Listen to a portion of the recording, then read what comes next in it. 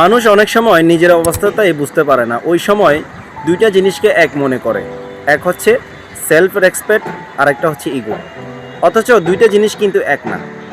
Self respect মানে হচ্ছে বুঝে করা, অর্থাৎ কোন জায়গা ঠিক কোন জায়গা থেকে সরে আসা উচিত। সো সেলফ রেসপেক্ট নিয়ে যারা চলে তারা কখনো রাগ দেখায় না কিংবা অভিযোগ দেখায় না এবং অন্যকে দোষারোপ করে না, যা দরকার সেইটুকু করা হয়। আর যারা ইগো নিয়ে চলাফেরা করে তারা সবসময় তুলনা করতে ব্যস্ত, কে বড় কে ছোট, কে ঠিক কে বেঠিক, কে কার সাথে কি হচ্ছে না হচ্ছে, এগুলো নিয়ে সবসময় তারা ব্যস্ত থাকে। বিশেষ করে তারা সবসময় সমালোচনা করে আর নিজেকে সবসময় প্রমাণ করতে চায় যে দুনিয়া তার চেয়ে আর কেউ নেই, এটাই মানতে হবে। এটা হচ্ছে ইগো নিয়ে চলাফেরা যারা করে তাদের মনোভাব। আর 19-20 হইলে আমাকে চিনো, আমি কে, আমি চাইলে অনেক কিছু করতে পারি, মানে এই টাইপে সবসময় তারা নিজেকে বড় মনে করে। সো ইগো আসলে সবসময় ভালো না।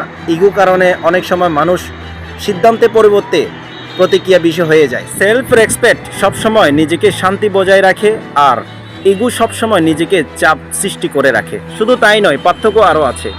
সেলফ রেসপেক্ট নিজেকে গুছিয়ে রাখে আর ইগো সবসময় ক্লান্তি রাখে। এখন আপনারা বলুন কোনটা আপনার প্রয়োজন। সবাই ভালো থাকবেন, সুস্থ থাকবেন, দেখা হবে নেক্সট ভিডিওতে। All the best.